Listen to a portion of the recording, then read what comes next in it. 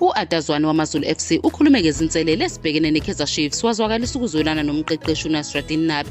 Lamaqembu mabili adlale ngokulingana ngo-2-2 emidlalweni weBetway Premiership e-FNB Stadium ngolwesibili ebusuku. uTebang Moremi no-Elmo Gabindo bamaZulu bashaya amagoli, kwathi iChiefs yathola amagoli amabili evalelwa ngumphahlele nonozinto Richard Ofori bamaZulu. Lo mdlalo bekungowokuqala uZwane ebuyele e-FNB Stadium kusukela ejoyine amaZulu ngo-October 2024. Ngaphambi kwalokho ubesebenza ezindaweni ezahlukene zokuqeqesha kuChiefs okuhlanganisa nomqeqeshi omkhulu ngesizini ka-2022-2023.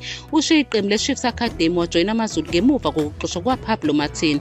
uZwane ukhulume ngezingqinamba uNabi abhekene nazo, ikakhulukazi ngoba imakethe yokudayiselana ngabadlali inzima kumakhosi. Phambilini kumawindi okudayiselana ngabadlali, iKaizer Chiefs ibimataniswa nabadlali abafana no-Osuna Police, Thabang Matuludi, Fawaz Basadien, Asanele Velebayi noFaisal Salam.